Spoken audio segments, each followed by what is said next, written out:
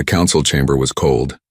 Dae-ho Kim sat in the human delegation section, watching the alien representatives argue about his species. Again. This was the third session this month, and nothing had changed. Humans are too aggressive, said Ambassador Vril, a tall being covered in blue scales. His voice echoed in the massive room. They come from a death world. They evolved as hunters. We cannot trust them with full council membership. Dae-ho kept his face calm. He had learned not to show emotion during these meetings. It only made things worse.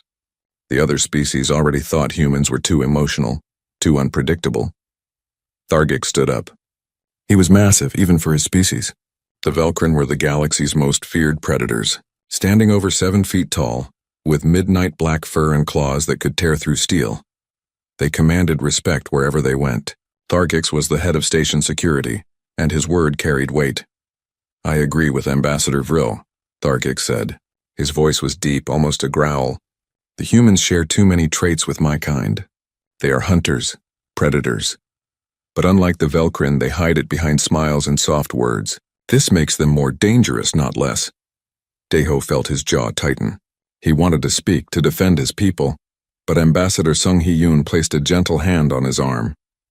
She was the senior human diplomat, and she knew when to fight and when to wait. We will take a recess, announced Chairman Vexthar, the ancient reptilian who led the council. 1 hour. Then we will hear the human response. The delegates filed out of the chamber. Dae-ho stood and stretched. He had been a rescue worker back on Earth before joining the diplomatic corps. He missed that work sometimes. Saving lives was simpler than politics. You didn't have to convince people you were worthy of saving them. You just did it. Don't let them get to you, said Jiwoo Park, walking up beside him. She was a xenobiologist, assigned to study the different species on the station. They're afraid. Fear makes people say stupid things. They've been saying stupid things for 6 months now, Dae-ho replied. When does it end? Jiwoo shrugged. When they see who we really are, I guess. They walked toward the observation deck, a large area where delegates could relax between sessions. Through the massive windows, the planet Threshold Prime turned slowly below them. It was beautiful, covered in purple oceans and green continents. Thargix was there too, standing by the windows. His 2 cubs, Sira and Keth, played nearby. They were young, maybe 6 years old in human terms. They wrestled and tumbled, their small claws clicking against the metal floor. Despite their youth, they were already impressive. Fast, strong, with reflexes that would put human Olympic athletes to shame. Dae-ho noticed that other species gave them a wide berth. Parents pulled their children away. Even adult aliens seemed nervous around the Velkrin cubs. Your children are very energetic, Dae-ho said, approaching Thargix carefully. The Velkrin turned, his yellow eyes fixing on the human. They are cubs, not children, Thargix corrected. And you would be wise to keep your distance. They are still learning to control their hunting instincts. They look like they're having fun, Dae-ho said, watching Sira pin her brother to the ground. Keth squealed with laughter. Fun. Thargix repeated the word like it was foreign. Perhaps. But fun does not build strength. They should be training, not playing. Before Dae-ho could respond, an alarm shrieked through the station. Red lights flashed along the walls. The sound was deafening, pulsing in waves that made everyone freeze. Emergency.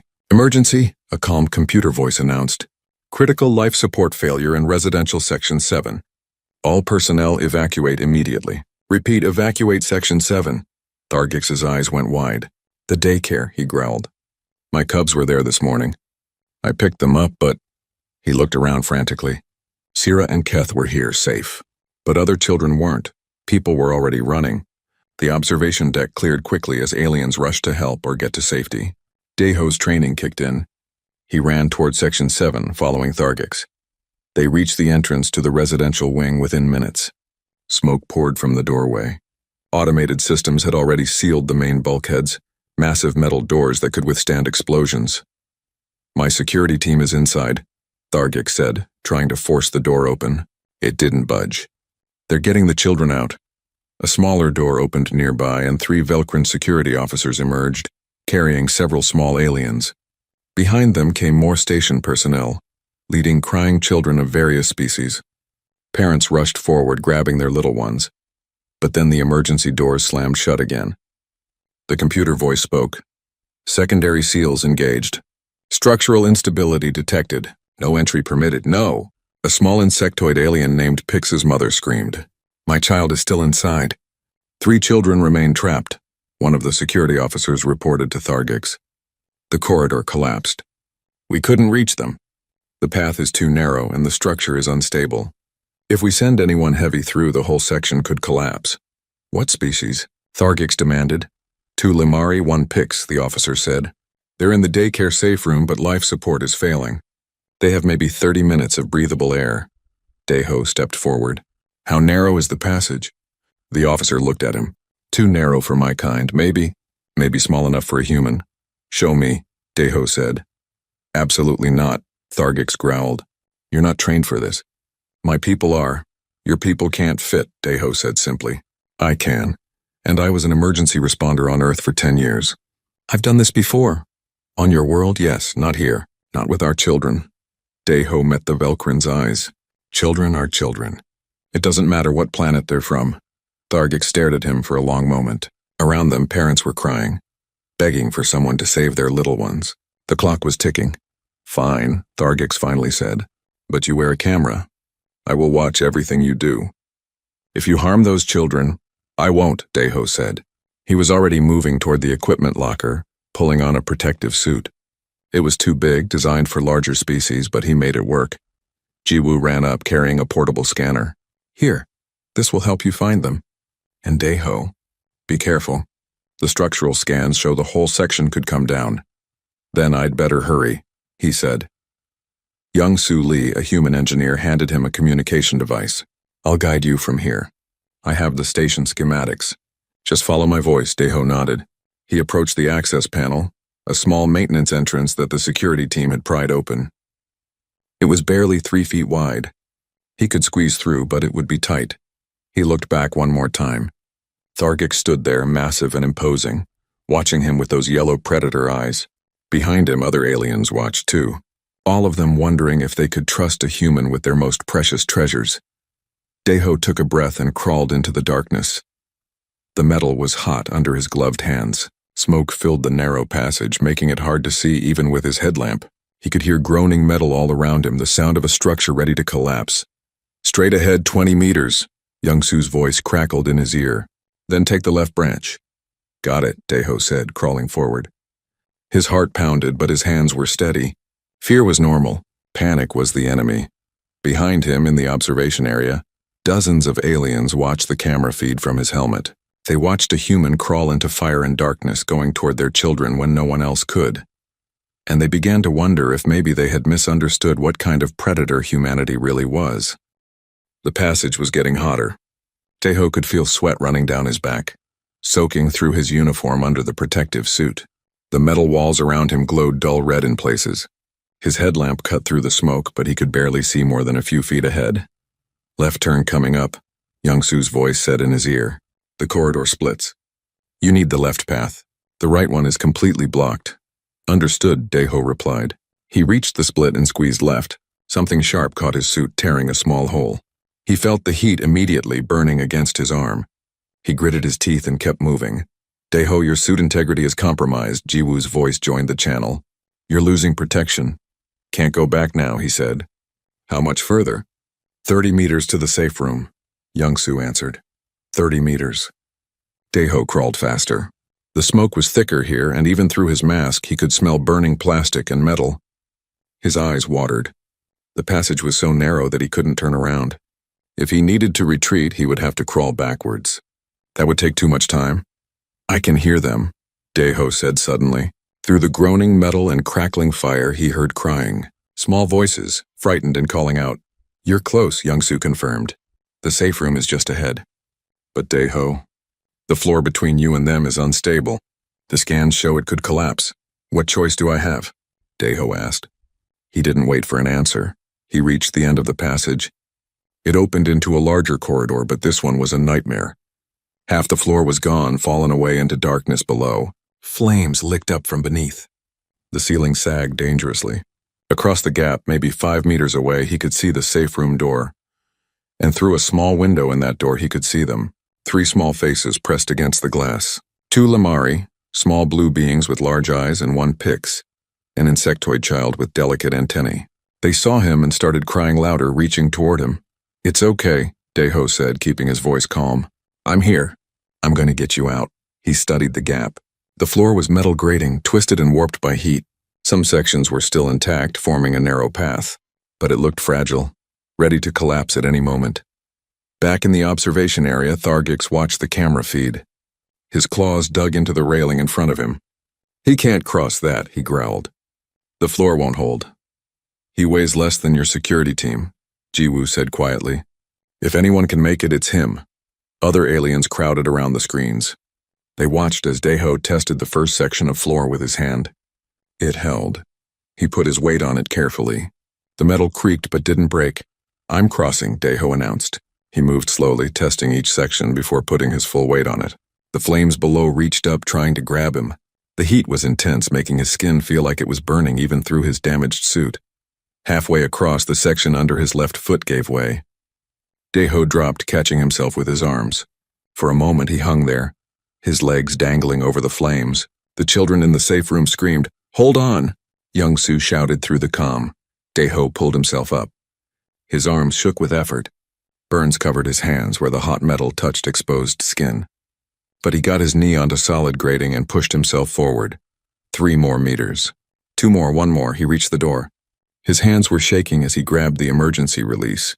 The door hissed open, and suddenly 3 small aliens were grabbing him, crying, holding on to him with desperate strength. "It's okay," Daeho said softly, kneeling down to their level. "You're safe now. I've got you." The 2 Limari children, a brother and sister, wrapped their small arms around his neck. The Pix child grabbed his hand with her delicate limbs. They were terrified, but they trusted him. Somehow they knew he was there to help. Daeho looked around the safe room. It was small, designed to protect children during emergencies. But the air was getting thin. He could feel it in his lungs. The life support really was failing. "We need to move," he said. "Can you all walk?" They nodded, but the younger Limari was crying too hard to speak. She was maybe 4 years old, barely able to stand. "Okay," Daeho said. He picked her up, settling her on his back. "Hold on tight. You 2, he said to the other children. "Hold my hands. Don't let go no matter what happens." They gripped his hands. The Pix child's limbs were surprisingly strong. The older Limari boy, maybe 6, looked up at him with those big blue eyes. "Are we going to die?" the boy asked in a small voice. "No," Daeho said firmly. "I promise. We're going home." He led them back to the gap in the floor. All 3 children gasped when they saw it. The flames were higher now, and more sections of floor had collapsed. "I can't cross that," the Limari boy whispered. "Yes, you can," Daeho said, "because I'm going to carry you. All of you." He looked at the path. Then he looked at the children. They were small, but together they weighed a lot. And his route across had barely held him alone. In the observation area, Thargix shook his head. "This is madness. The floor will collapse. They'll all die." But he couldn't look away from the screen. Daeho pulled off his protective suit jacket. It was barely working anyway. He tore it into strips and used them to tie the younger Limari girl more securely to his back. Then he knelt down. "Climb on," he told the other 2 children. "Hold on to me. Close your eyes if you're scared." The Pix child climbed onto his front, wrapping all her limbs around his chest. The Limari boy hesitated, then grabbed onto Daeho's side, hooking his arms around the human's neck. Daeho stood up slowly. The weight was enormous. His burned hands screamed in pain. His legs shook. But he took the first step onto the damaged floor. The metal groaned. He took another step. Then another. "That's it," Young-soo encouraged in his ear. "Slow and steady. You're doing great." The children whimpered but held on. Daeho could feel them trembling against him. He wanted to tell them it would be okay, but he needed all his focus for walking. A section of floor collapsed behind him. The children screamed. Daeho kept moving forward. "Almost there," he whispered. "Almost safe." Another step. Another. The flames were so close now he could feel his exposed skin blistering. His lungs burned from the smoke and heat. His vision was getting blurry, but he could see the passage ahead. The safe corridor that would lead them out, just a little further. His foot came down on a weak section. The grating bent. Daeho threw himself forward, jumping the last meter. He landed hard on solid floor, rolling to protect the children. They tumbled together, but they were across. They were safe. "You did it," Young-soo shouted. Now get out of there. The whole section is about to collapse. Daeho didn't have the strength to carry all 3 children anymore. His arms felt like rubber. But he had to move. Can you walk? He asked them. Can you run? They nodded, tears streaming down their faces. He took the younger ones by the hand and started moving. The older Limari boy ran beside them. Behind them, the safe room they had just left exploded in flames. The floor where they had crossed collapsed completely, falling into the fire below. They ran through the smoke following Daeho's headlamp. His legs threatened to give out, but he forced them to keep moving. The children coughed and cried, but they didn't let go of his hands. Finally, he saw light ahead, the emergency bulkhead. Young Soo had managed to open a small access panel. Come on, Jiwoo's voice called from the other side. Just a little more. Daeho pushed the children through first. One by one, they squeezed through the narrow opening.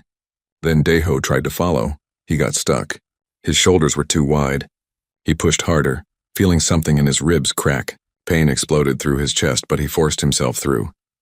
He fell onto the floor of the safe corridor. Hands grabbed him, pulling him away from the bulkhead. The emergency door slammed shut behind them just as a massive explosion rocked the station. Parents were crying, grabbing their children. The Limari siblings ran to their mother. The Pix child was swept up by her father. Daeho lay on the floor trying to breathe. Everything hurt. His hands were burned. His ribs were broken. His lungs felt like they were on fire. But all 3 children were safe. That was all that mattered. Thargix appeared above him, his massive form blocking out the light. For a moment, Daeho thought the Velkrin looked angry. Then he realized those yellow eyes held something else. Respect. Daeho woke up in the medical bay. White lights burned his eyes and every part of his body hurt. He tried to sit up and immediately regretted it. Pain shot through his ribs. Don't move, a soft voice said. Hyunwoo Choi, the human medical officer, appeared beside his bed. You broke 3 ribs, burned both hands, got a concussion, and nearly destroyed your lungs breathing that smoke. You need to rest. The children? Daeho asked. His voice was rough, damaged from the smoke. All fine, Hyunwoo smiled. You got them out with barely a scratch. You, on the other hand, are a mess. Daeho closed his eyes in relief. That was all that mattered. He started to drift back to sleep when he heard something strange. A low rumbling sound like a motor running. He opened his eyes and saw them. Sira and Keth, the Velkrin cubs, were curled up on either side of his bed. They were purring, a deep sound that vibrated through their chests. Their eyes were closed and they looked peaceful. They won't leave, Hyunwoo explained. Their father brought them here 6 hours ago. They've been guarding you ever since. Guarding? Daeho asked. That's what Velkrin cubs do when they bond with someone. Jiwoo's voice came from the doorway. She walked in carrying a data tablet. It's instinctive. They protect what they consider pack.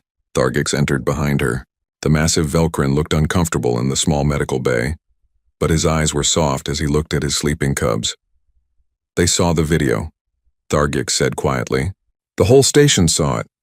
You protecting those children, you carrying them through fire. He paused. My cubs asked me why you did it. Why risk your life for aliens you didn't know? What did you tell them? Daeho asked. I told them I didn't understand, Thargix admitted. In Velkrin culture, we protect our own cubs. Our own pack. Not outsiders. Never outsiders. He looked at Daeho with those yellow eyes. But my cubs, they understood something I didn't. They said you did it because that's what good people do. They said you were pack even if you didn't know it yet. Daeho didn't know what to say. Sira stirred in her sleep, her small paw reaching out to rest on his arm. Even unconscious, she was protecting him. I owe you a debt, Thargix said. You saved 3 children.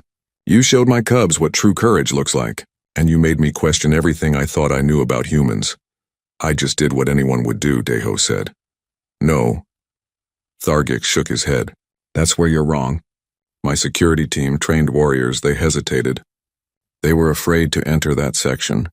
Other species on this station, they wouldn't fit through those passages. But even if they could, I don't think they would have tried. He sat down heavily in a chair. You didn't hesitate. You just went. Why? Daeho thought about it. On Earth we have a saying. It takes a village to raise a child. I think we extended that. For humans, all children are our village. All children deserve protection. Jiwoo pulled up a holodisplay. I've been studying this, she said. Human protective instincts are unique in the galaxy. Most species only protect their own offspring. Some, like the Velcrin, only protect the strongest of their own. But humans? She brought up images of Earth animals. We domesticated wolves by caring for their cubs. We've risked our own survival to save other species. Humans cry at videos of animals being rescued. We adopt orphaned creatures from entirely different species and raise them as our own. That's madness, Thargex said. But his voice held wonder, not criticism. From a survival perspective, it makes no sense. Maybe not, Jiwoo agreed. But it's who we are.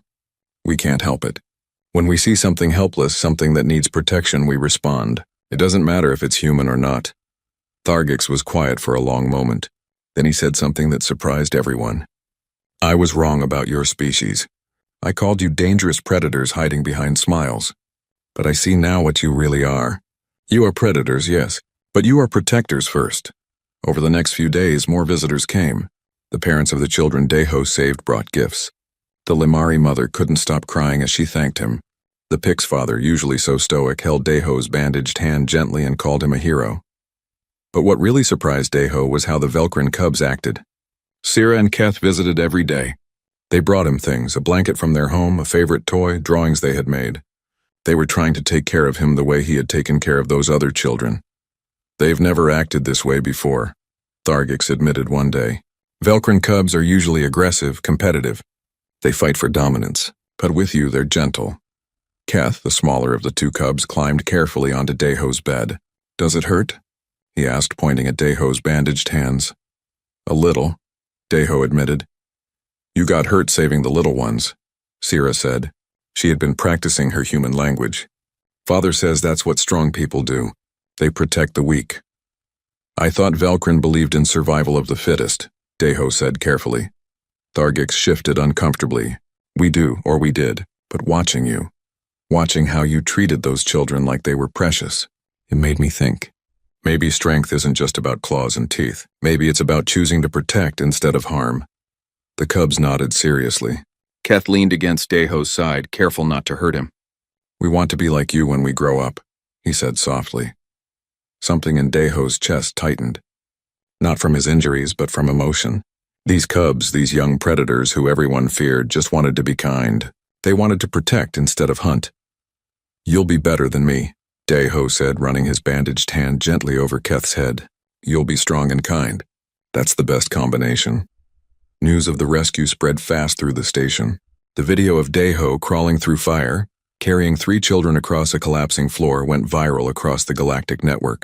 Millions of aliens watched it. They saw a human exhausted and injured, refusing to give up. They saw him shield alien children with his own body. They saw him promise those frightened little ones that they would be safe. And then he kept that promise. The Galactic Council had to reschedule their session. Too many species wanted to speak. The debate about human membership had completely changed. Ambassador Vril, who had called humans too aggressive, requested a private meeting with the human delegation. Daeho was surprised when Sung-hee asked him to attend. I was wrong, Vril said simply when they met. I judged your species by your history, by your evolution. I saw predators and assumed the worst. But I watched what you did. I have children of my own, and I know I would have hesitated where you didn't. You were protecting your people, Daeho said. I understand. No. Vril shook his head. I was afraid. Fear makes us see enemies where we should see friends. Your species frightened me because you're strong. But I see now that your strength is not a threat. It's a shield you hold over the weak. Other ambassadors said similar things. Species that had voted against human membership for months suddenly changed their minds. They had all seen the same thing. When it mattered most, a human didn't think about politics or species or differences. He just saw children who needed help. But there were still doubters. Some species argued that one human's actions didn't represent all of them. One act of heroism wasn't enough to grant trust. That's when something unexpected happened. The Velcrin Conclave, the governing body of Thargex's entire species, sent a message to the Galactic Council. It was short but powerful. The Velcrin are hunters. We are predators. We understand strength and respect it. We have watched the human Daeho Kim risk everything for children not his own. We have seen our own cubs learn gentleness from his example. If this is what humans are, then they are not our enemies. They are our brothers in the hunt. And what they hunt is not prey, but safety for all cubs. The Velcrin Conclave supports full human membership in the Galactic Council. Thargix showed Deho the message in the medical bay. The big Velkrin looked proud. My people rarely change their minds, he said. But you changed ours. You showed us that being a predator doesn't mean being a monster. It means having the strength to protect. Sira and Keth were there too. They had barely left Deho's side all week. Now Sira looked up at him with her yellow eyes and asked, "When you get better, will you teach us?" "Teach us to be brave like you?" "You're already brave," Deho said. "You just need to learn to use that bravery the right way. Will you show us?" Keth asked. Deho looked at Thargix, who nodded slowly. Then he looked back at the cubs. "Yes," he promised. "I'll teach you everything I know." The cubs purred happily, curling up beside him again. Outside the medical bay, the station continued its work. The damaged section was being repaired. Life went on. But something fundamental had changed. The galaxy had seen what humans could be, and it had seen what they chose to be. And that choice made all the difference. 3 weeks later, Deho was finally released from the medical bay. His hands were still wrapped in bandages, but he could use them now. His ribs had healed enough that he could walk without pain shooting through his chest. Yunwu had cleared him for light duty. The station felt different. As Deho walked through the corridors, aliens nodded to him. Some even smiled. Children pointed and whispered to their parents.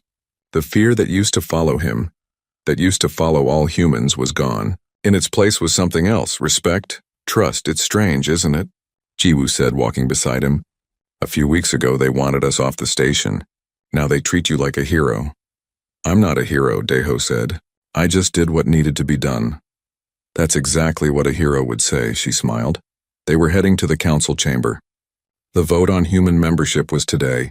After months of debate and delay, the council would finally decide if humanity deserved a seat among the galactic community. Deho wasn't nervous. Whatever happened, happened. He had learned long ago that you couldn't control how others saw you. You could only control your own actions. Thargix met them outside the chamber. His cubs were with him, dressed in formal clothes.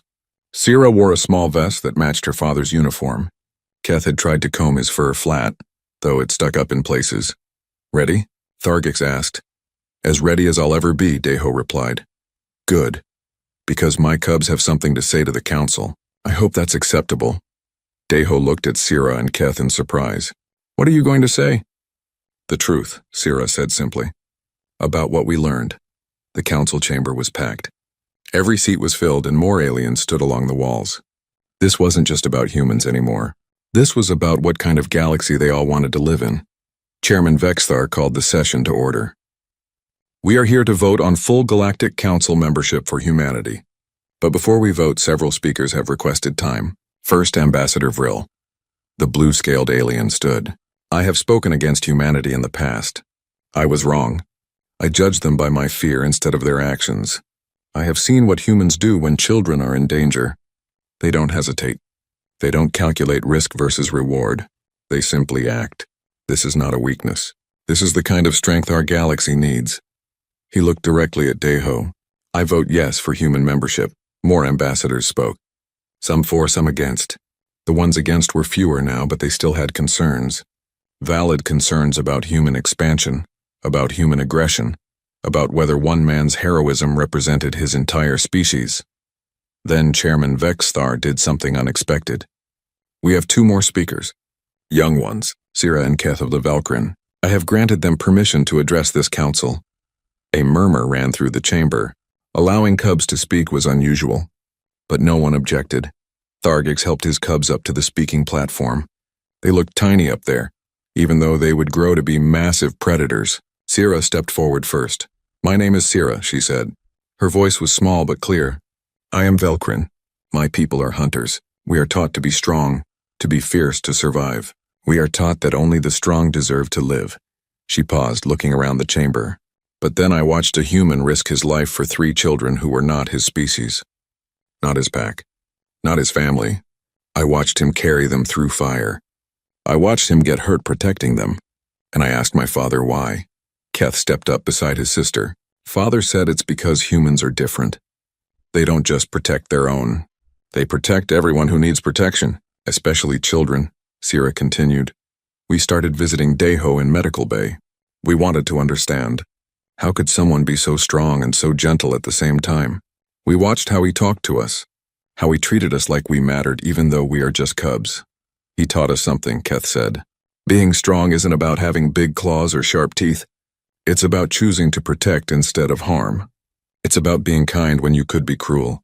Sierra's voice grew stronger. Some of you are afraid of humans. You think they're dangerous predators. You're right. They are dangerous. But they're dangerous to bad things, to threats, to anyone who hurts the weak. Humans are the kind of predators who hunt monsters, not children. The chamber was completely silent. Every eye was on the two small Velcrin cubs. My father used to say that Velcrin only trust Velcrin, Keith said. That we should never trust other predators. But I trust Daiho. I trust him more than I trust some of our own kind, because he proved what he is, not with words but with actions. Sierra looked at the council members. If you don't let humans join the council, you're making a mistake. Because they're exactly the kind of people who should help lead. They're strong enough to protect everyone and kind enough to want to. The cubs stepped down. Thargix looked proud. He helped them back to their seats, and Daiho noticed that the big Velcrin's eyes were wet. He was crying. Chairman Vexthar stood. From the mouths of cubs we hear wisdom.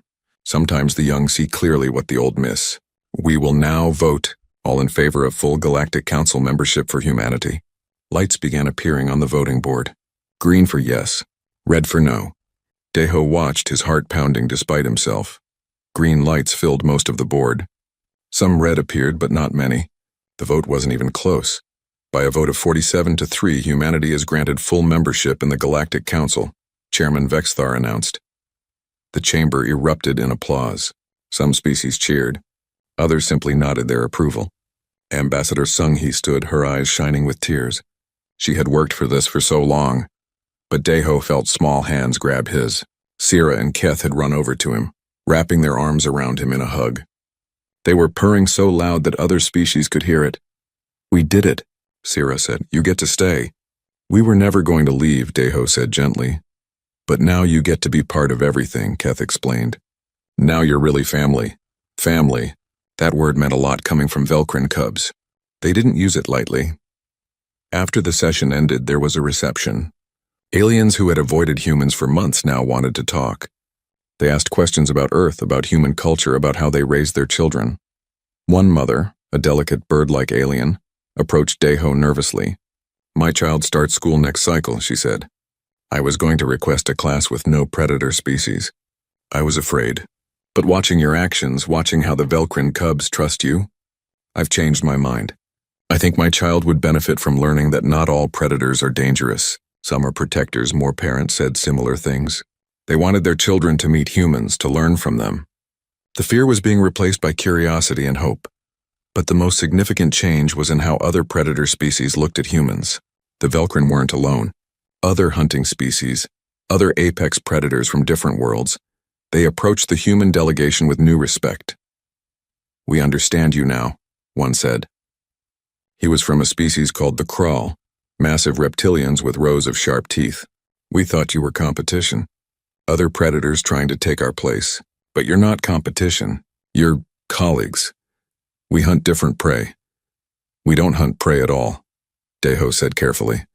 Exactly, the Crawl smiled, showing those impressive teeth. You hunt threats to the innocent. That's a noble hunt. We respect that. Thargix joined them, and suddenly 3 different predator species were talking together like old friends. They shared stories of their homeworlds, their evolution, their instincts. And they realized they had more in common than they thought. Perhaps, Thargix suggested, we should form an alliance. Predator species working together, not to threaten others, but to protect them. A guardian coalition, the Crawl said thoughtfully. I like that. Jiwoo, who had been listening nearby, smiled.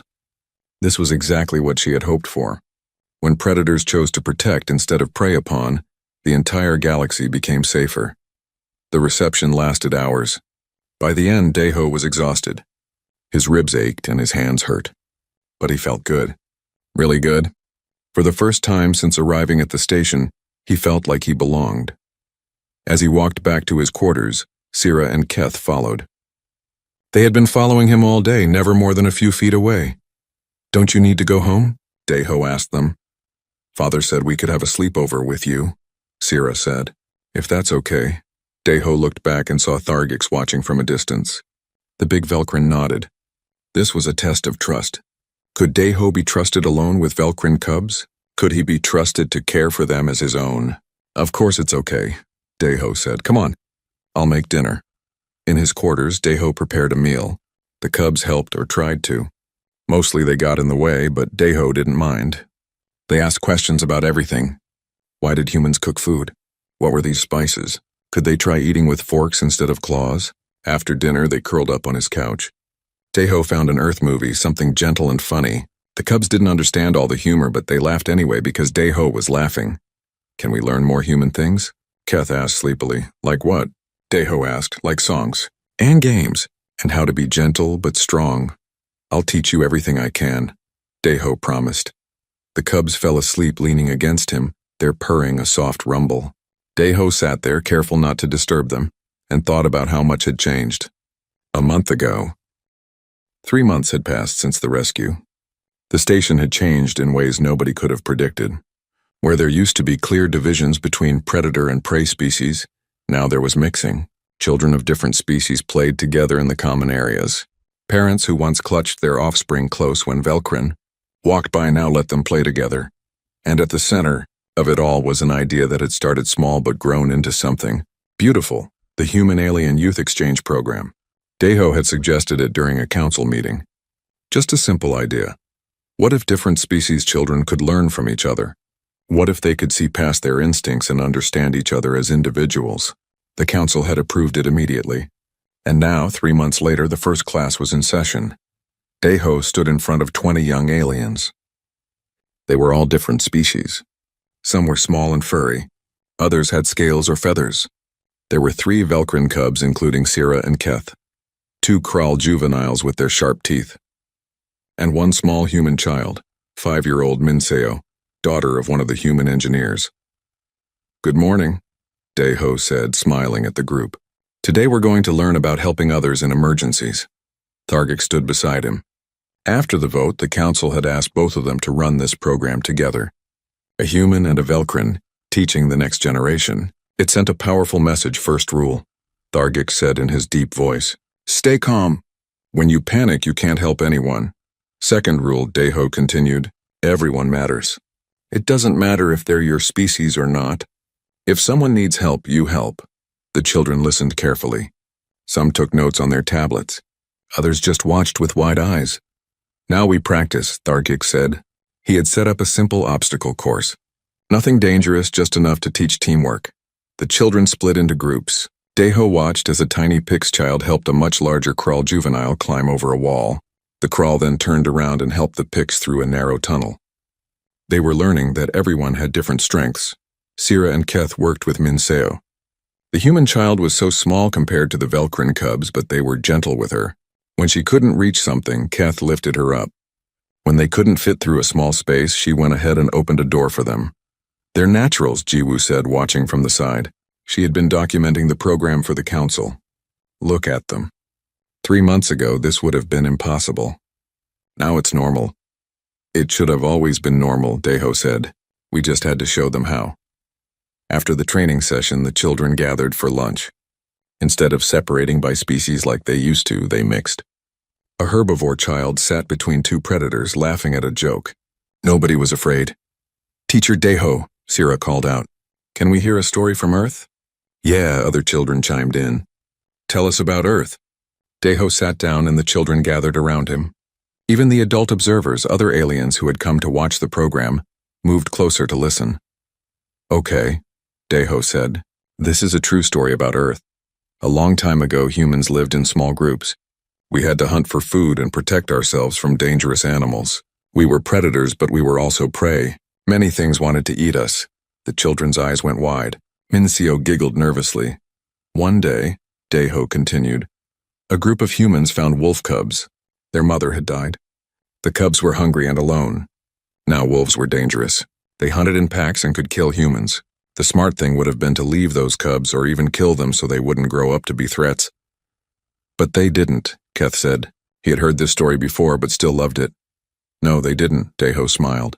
Instead, humans fed the cubs. Raised them. taught them that humans were friends, not food. And those wolves learned to trust humans. They helped humans hunt. They warned humans about danger. And over thousands of years, those wolves became dogs, man's best friend. We did the same thing with cats and horses and so many other animals, Jiwoo added. Humans have always had this ability to bond with other species. A small herbivore child raised her hand. But weren't you scared? The wolves could have hurt you. Probably, Daeho admitted. But humans have this strange trait. When we see something helpless, especially something young, our instinct is to protect it, even if it might be dangerous later, even if it's not our species. That's why you saved us, the pig's child who had been in the fire said quietly. She had been one of the 3 Daeho rescued. You couldn't help it. You had to. I chose to, Daeho corrected gently. I always have a choice. But yes, everything in me said you needed help. So I helped, Thargik spoke up. My people could learn from this. Velkrin have always believed that only the strong survive. We eliminate weakness. But watching you humans, watching my cubs learn from you, I see now that we were wrong. Protecting the weak doesn't make you weak. It makes you stronger. Because then everyone survives together. That's what this program is about, Daeho said to the children, learning that we're all part of the same pack. The whole galaxy is our pack, and we take care of our pack. After lunch, parents came to pick up their children. Daeho noticed something interesting. They didn't rush in to grab their kids and leave. Instead, they stayed and talked. A Velkrin parent chatted with a herbivore parent about their cub's progress. A Kral father laughed with a human mother about something their children had done. The barriers were breaking down. Not just for the children, but for everyone. That evening, the council held a special ceremony. They were honoring Daeho officially for his rescue, but more than that, they were recognizing what his actions had started. Daeho Kim, Chairman Vexthar said, standing before the assembled council members and guests, you showed our galaxy what humanity truly is. But more than that, you showed us what we all could be. You reminded us that our differences don't have to divide us. They can make us stronger. He presented Daeho with a medal, a beautiful crystal that represented unity among species. But then he did something unexpected. We are also honoring 2 others, the chairman said, Sierra and Keth of the Velkrin. These cubs spoke truth to this council when many adults could not. They saw what we were too blind to see. The cubs came forward, their father beside them. They received smaller versions of the medal. Sierra and Keith looked proud but also embarrassed by all the attention. And finally, Chairman Vexthar said, we are establishing a new council position, Director of Interspecies Youth Relations. This position will oversee programs that help young aliens learn to work together, to understand each other, to see beyond their instincts. He looked at Daeho.